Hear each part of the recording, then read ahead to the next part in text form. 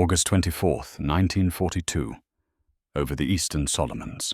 The Pacific is blinding at altitude. Sunlight flashes off wave crests thousands of feet below as Petty Officer First Class Kenji Nakamura eases his Mitsubishi A6M-0 into formation, engine humming smoothly, wings steady.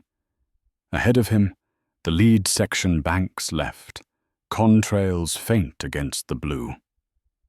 American aircraft are reported in the area, again, but Nakamura feels no urgency.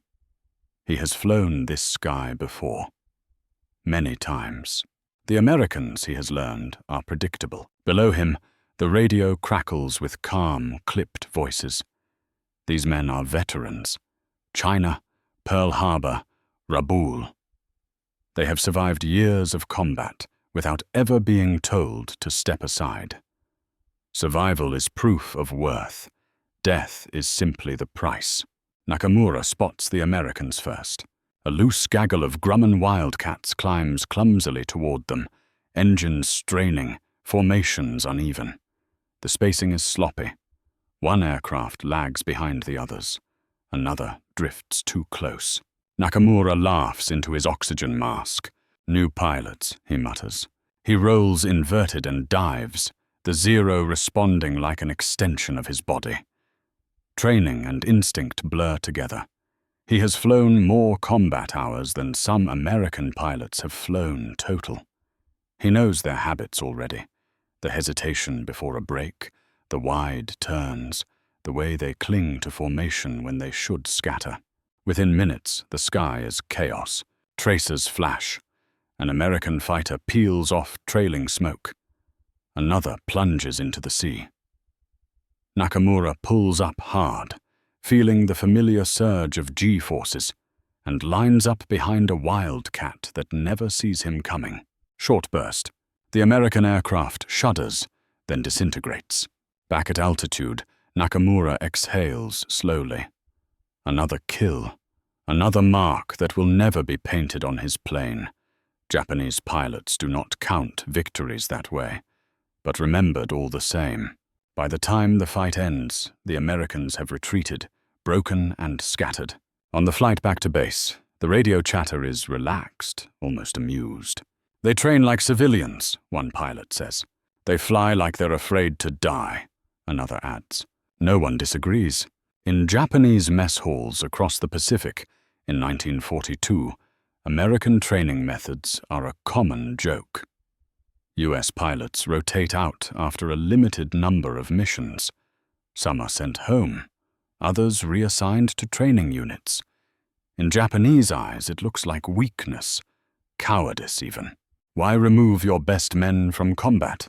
Why take hard-earned skill and waste it on classrooms? The Imperial Japanese Navy Air Service has a simple answer to war. Excellence forged through attrition. Only the best survive.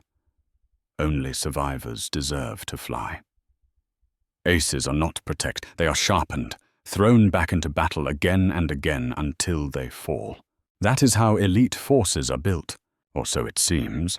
In late 1942, Nakamura lands back at his base and shuts down his engine as ground crew rush forward.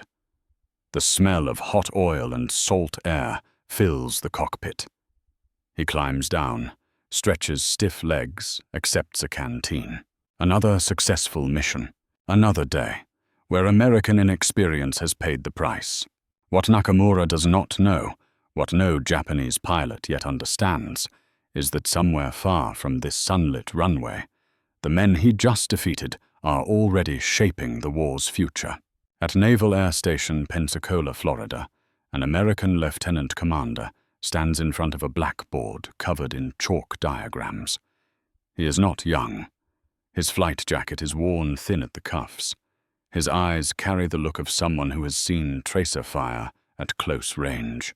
He points to a sketched Zero, then to a wildcat. "When you see this turn," he says, tapping the board, "don't follow it. That's what he wants. You break high. You force him to climb. You make him pay for it." The cadets lean forward. listening. This officer has been shot at. He has lost friends. He has survived Coral Sea and Midway. And now, instead of flying again tomorrow, he is here, passing on everything he learned before it can be lost. This is the part Japanese pilots never see. They see the rookies. They see the mistakes. They see the losses. They do not see the system quietly harvesting experience, condensing it, and feeding it back into the next generation. In Japan, Nakamura is congratulated on another victory. He writes a short letter home, careful not to mention the names of fallen comrades. There are fewer of them now. The same faces fill the ready room. The same voices answer roll call. It feels reassuring. It feels elite. But beneath that reassurance, something subtle is already shifting. The Americans he faces next month will fly a little tighter, break a little earlier, cover each other a little better.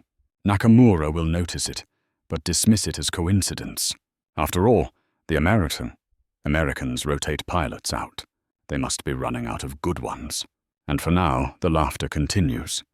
March 3rd, 1943. Henderson Field, Guadalcanal. The rain comes hard and sudden, drumming against corrugated metal and turning the red dirt into sucking mud. Lieutenant Commander Robert Tex Mallory stands beneath the wing of an F-4F Wildcat, helmet tucked under his arm, watching a line of young pilots jog toward the briefing hut. They look nervous.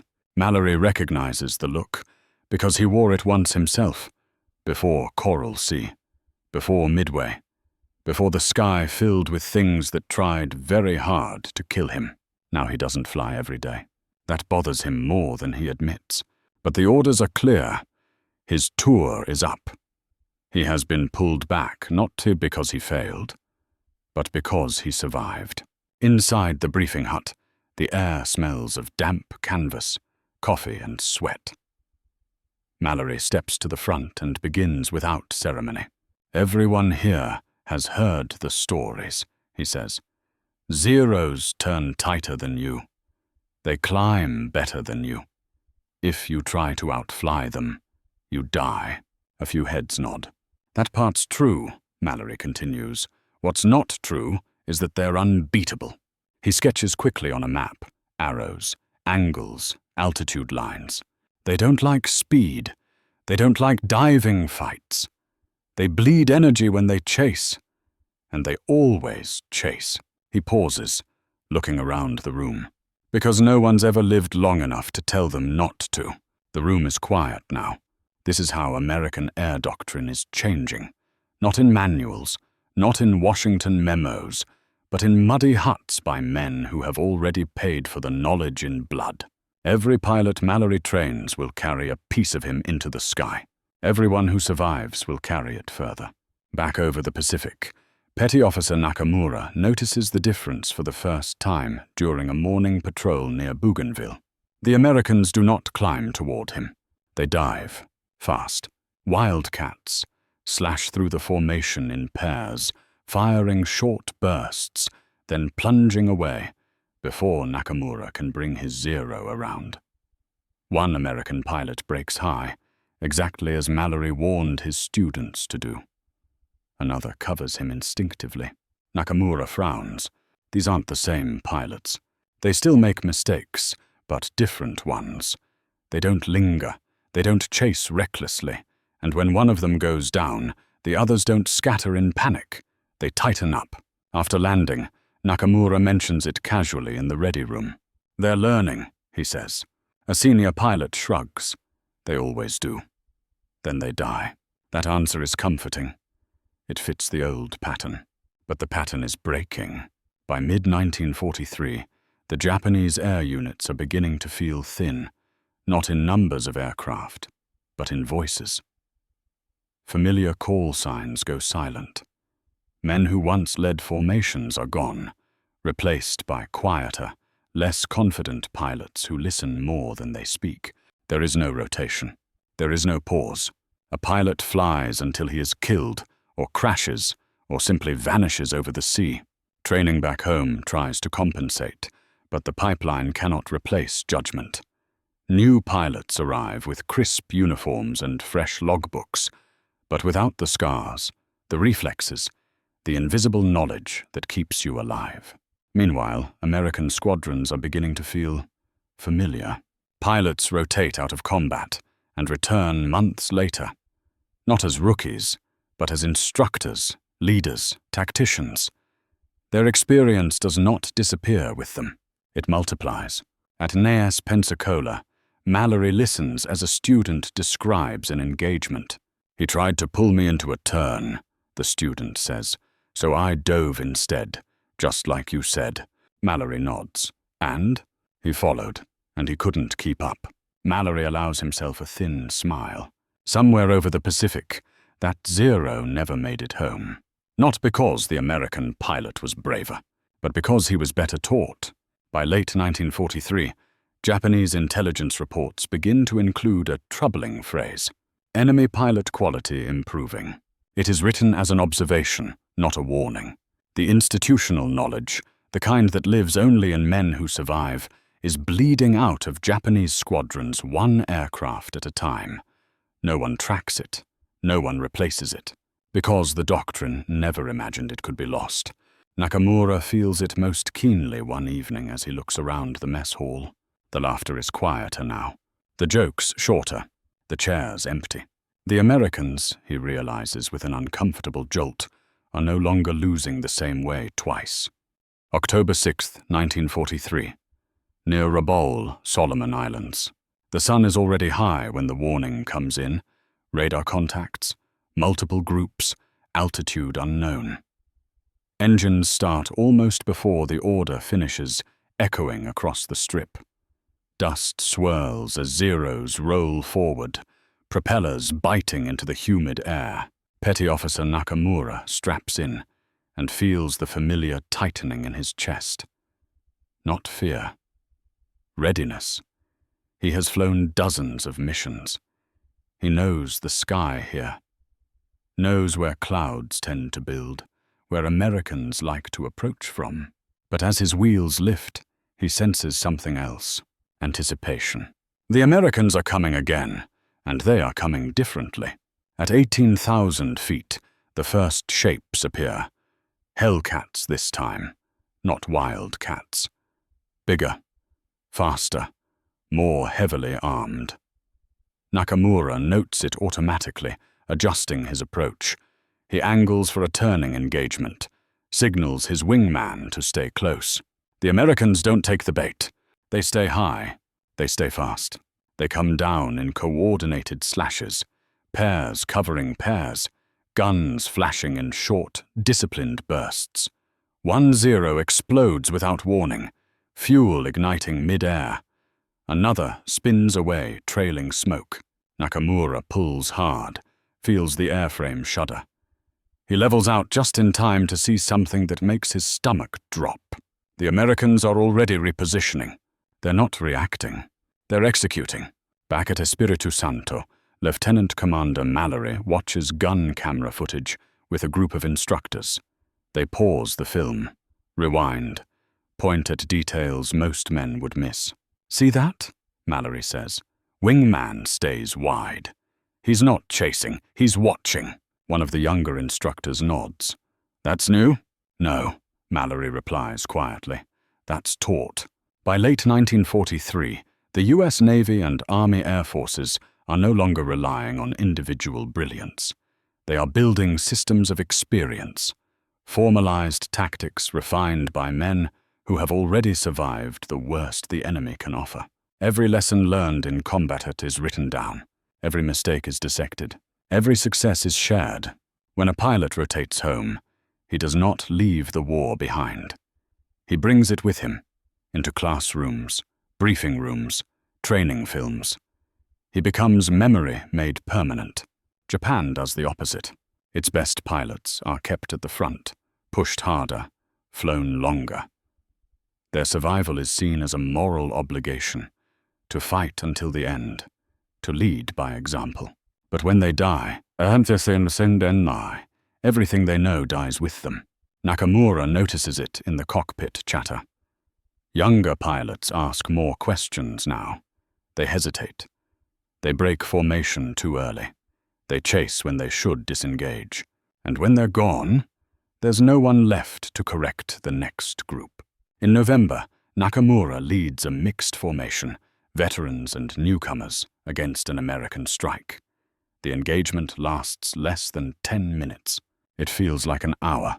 2 of the new pilots never make it home.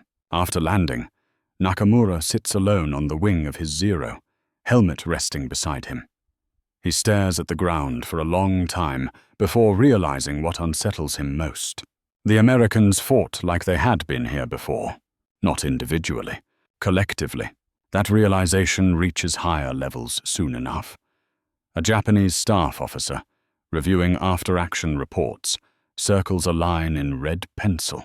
Enemy pilots demonstrate consistent tactical behavior across units. Consistent. That word implies memory, doctrine, continuity. Japan's air arm is losing all 3. Meanwhile, American squadrons arriving in theater now include men trained by veterans who trained under veterans before them. Experience is no longer rare. It is institutional. A Hellcat pilot shot down over New Britain is picked up by a submarine.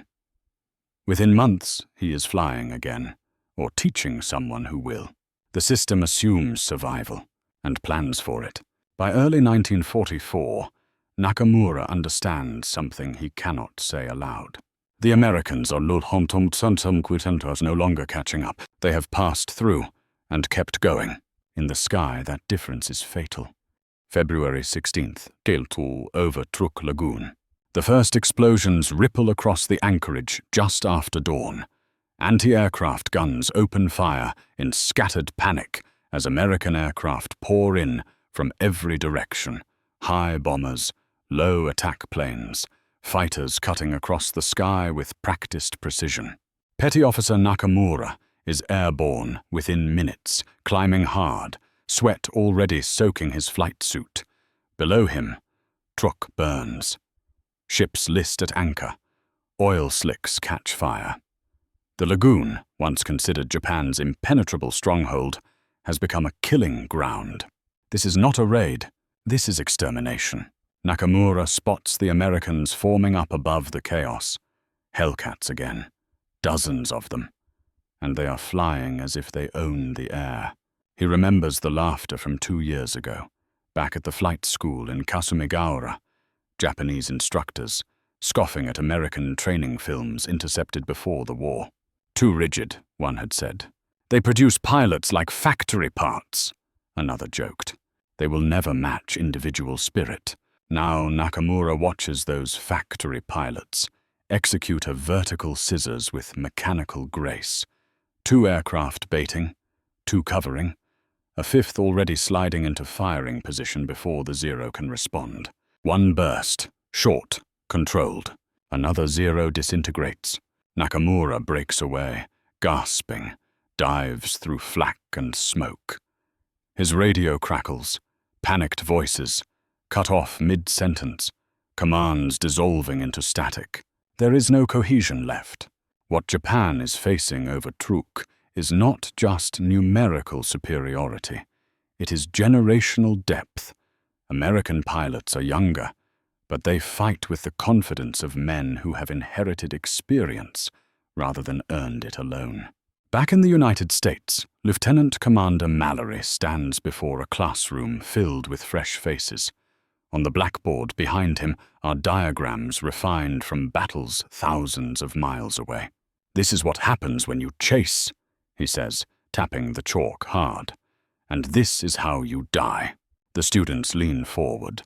They are hungry. They trust the system because the system has proof. Mallory is living proof. He has been shot at. He has been hit. He has survived. And now that survival belongs to every man in the room. Japan has no equivalent moment. There is no rotation home for Nakamura.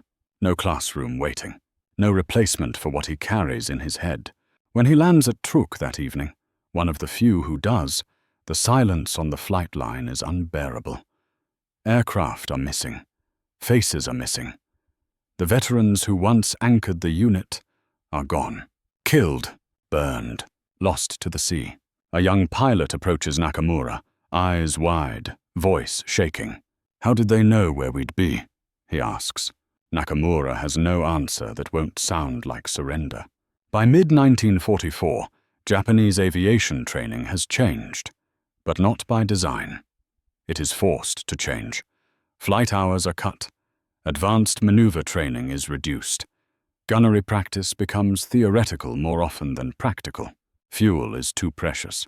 Instructors are pulled back to the front, and with every instructor lost, the training pipeline grows thinner, weaker, more brittle. American commanders notice immediately. Engagement reports describe enemy pilots committing too early, failing to disengage, showing poor mutual support. These are not moral judgments. They are diagnoses. A U.S. Navy intelligence summary from June 1944 notes, "Enemy pilot quality declining sharply. Tactical repetition suggests absence of veteran leadership." Absence. That is the word Japan cannot escape. The laughter has stopped. At the Battle of the Philippine Sea, the imbalance becomes impossible to deny. Japanese pilots rise bravely and are cut down in staggering numbers. Survivors land shaken, reporting skies filled with enemy aircraft that seem to appear endlessly, replacing losses before the smoke clears. An American pilot returning from the same battle tells his instructor during debrief, "They fly like they've never seen it before." That instructor nods, because they haven't. Japan's aces are gone, and with them, the living memory of how to fight a modern air war. Nakamura flies one of his last combat missions in July 1944. He survives again, but the victory feels meaningless. He no longer recognizes the sky. The Americans move with anticipation, not reaction. They know where the fight will be before it happens, because someone has already fought it and taught it to them. That night, Nakamura writes a letter he never sends. "We believed skill was enough," he writes, "but skill cannot survive alone." The realization comes too late. By the time Japanese command understands the cost of keeping aces at the front, of letting institutional knowledge bleed out one cockpit at a time, the system cannot be rebuilt. Experience takes years to grow. America has been compounding it. Japan has been spending it. And the account is empty. October 25th, 1944. Over Later Gulf. Lieutenant Junior Grade Thomas "Tommy" Reeves rolls his Hellcat inverted and pulls hard, feeling the G-forces bite into his shoulders. The sky ahead is chaos, contrails, tracer fire, fragments of cloud punched apart by gunfire. Somewhere below, the largest naval battle in history is unfolding, but Reeves's world has narrowed to a single truth. He is not alone. On his wing, exactly where doctrine says he should be, is Ensign Cole. Above them, covering high, another pair. Reeves does not need to look. He knows they are there, because someone taught him to expect it. A Japanese fighter flashes past his nose, too fast, too committed. Reeves doesn't chase. He remembers the voice of his instructor back in Hawaii, a man who had flown at Guadalcanal and survived. Let him go. His wingman will try to save him. That's the one you kill. Seconds later, it happens exactly as predicted. Reeves fires once. The Zero explodes. It feels almost unfair. Across the sky, Japanese pilots fight with courage, bordering on desperation. But their movements are isolated. Attacks come singly or in loose clusters. When one aircraft breaks, there is no coordinated response, no layered defense, no trap closing in behind the Americans. The difference is not bravery. It is inheritance. Reeves is 22 years old. He has been in combat less than 3 months. Yet he is flying patterns developed over years of cumulative experience. Experience he did not have to earn with his own blood. Japan's young pilots have no such inheritance. By late 1944, Most Japanese aviators entering combat have never flown alongside a true ace. Their instructors taught from manuals simplified after fuel shortages, gutted training programs. They learned maneuvers in theory, not under fire. The men who could have corrected them, who could have slapped the canopy and said, "Don't do that, you'll die," are already dead. American squadrons, by contrast, feel eerily calm, not because they are fearless, but because fear has been systematized. Reeves lands on his carrier that evening to find his ready room half full and half missing. Losses still hurt. They always will. But the squadron does not dissolve. It does not forget how to fight. A new pilot arrives 2 days later, assigned to replace one of the dead. Within hours, he is flying with men who know exactly how to keep him alive. This is the quiet miracle of rotation. Veteran pilots are not removed from combat because they are weak. They are removed because they are valuable beyond their individual kill counts. Back at Naval Air Station, Pensacola, Commander Frank Whitaker watches a class of cadets take notes as he sketches combat geometry on a chalkboard worn smooth by years of use. Whitaker has 12 confirmed kills. He will never add another. Instead, those kills have multiplied. Every mistake he made and survived has become a lesson. Every trick that saved his life is now doctrine. Every instinct refined over hundreds of hours has been broken down, taught, practiced, and embedded into men who will never know his name in combat. Japan has no Whitaker. It cannot afford to. The Imperial Japanese Navy's pre-war culture revered the warrior who stayed at the front. To pull an ace out of combat was seen as waste, almost cowardice. Skill was meant to be expended decisively, not conserved. That philosophy worked, briefly, in China, in the opening months of the Pacific War. But modern air war is not won by decisive brilliance. It is won by continuity. By early 1945, American pilots begin to notice something chilling. They are no longer seeing innovation from the enemy. Japanese tactics repeat themselves. Attack angles are predictable. Disengagements are rare. Pilots press attacks that any experienced flyer would abort. These men are not stupid. They are untrained in the one thing that matters most: judgment. A Marine Corsair pilot over Okinawa will later say, "They flew like they didn't expect to come back." That is not fanaticism. It is the absence of a future. American pilots expect to live, not because they believe they are invincible, but because the system has proven it values their survival. Rescue crews stand ready. Rotations are scheduled.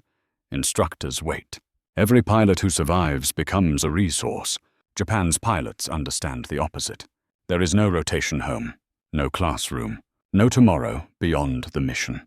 By the spring of 1945, the laughter is gone entirely. Japanese pilots no longer mock American training methods. There is nothing left to mock. They are fighting an enemy whose youngest aviators carry the collective memory of thousands of air battles. Reeves realizes this during a patrol over Okinawa, when a Japanese fighter brakes too late, turns the wrong way, and dies exactly where his instructor once said it would. The realization makes him cold. He did not outfly the man. He outlearned him before ever meeting him, and that knowledge did not come from books.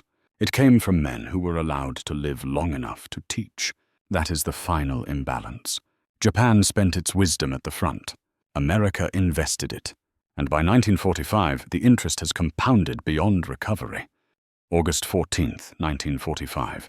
Over the East China Sea. Lieutenant Thomas Reeves flies a routine patrol that would have been unimaginable 2 years earlier. The sky is clear. The radio is quiet.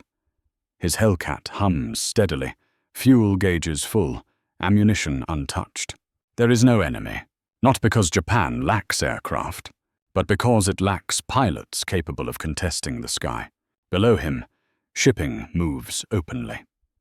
American transports steam in straight lines without evasive maneuvers. Carrier task forces operate with daylight confidence. Bombers cross entire regions without escort, not because escorts are unavailable, but because they are unnecessary. This is what air supremacy looks like when it is complete. For Japan, the collapse has already happened, quietly, invisibly, months before surrender. The last meaningful air battles did not end with dramatic defeats. They ended with absence. The Imperial Japanese Navy and Army Air Forces still possess airframes in August 1945. Some are hidden in dispersal fields, others sit beneath camouflage nets. A few are rolled out for desperate sorties that never reach altitude, but the men who could have used them are gone. Killed over Guadalcanal, killed over Rabaul, killed in the Philippine Sea, killed at Leyte, killed faster than their experience could be replaced. Japanese commanders finally confront the truth they had avoided since 1942. They did not lose their pilots because they lacked courage. They lost them because they had no system to preserve knowledge.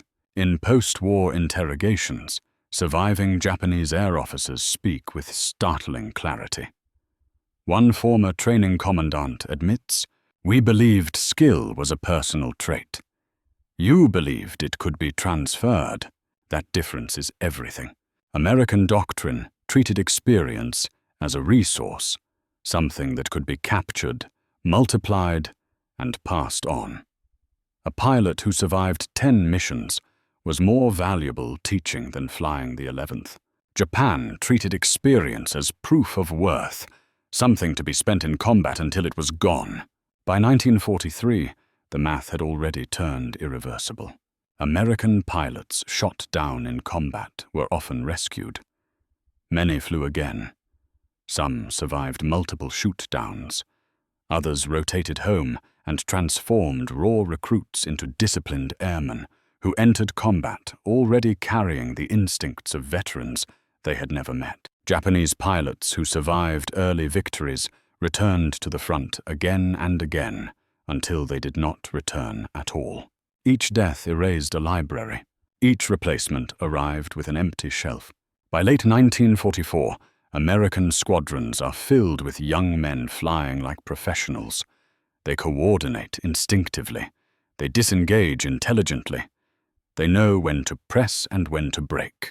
Japanese pilots fight with bravery, but bravery alone cannot replace judgment. The kamikaze campaign is not born from fanaticism. It is born from insolvency. If experience cannot be preserved, then it must be expended decisively. If pilots cannot be trained long enough to survive, then survival no longer matters. It is a final admission that the system has failed. Reeves learns of the Japanese surrender while standing on the flight deck, helmet tucked under his arm. Around him, aircraft sit ready. More than enough for missions that will never come. There is no cheering at first, just silence. Men look at one another, realizing they are alive because others were allowed to come home before them, allowed to teach, to warn, to prepare. Years later, Reeves will struggle to explain this to civilians who ask why America won the air war. He will not talk about aircraft performance. He will not talk about tactics. He will talk about instructors, about men who left combat with kills unfinished, so others could survive their first fight. He will talk about a system that assumed pilots were worth more alive than dead. Japanese pilots laughed at American training methods because they looked inefficient. Why pull aces off the line? Why waste time teaching instead of fighting? Why prepare for a future battle when the present one is still raging? By the time the laughter stopped, the answer was already written in the sky. America did not just train pilots. It trained successors. Japan trained heroes, and heroes, no matter how brave, cannot replace an institution. When the war ends, the skies fall silent, not because Japan has been defeated in one final battle, but because it has run out of men who know how to fight the next one. That is how the Pacific Air War was truly decided, not in a dogfight, but in a classroom.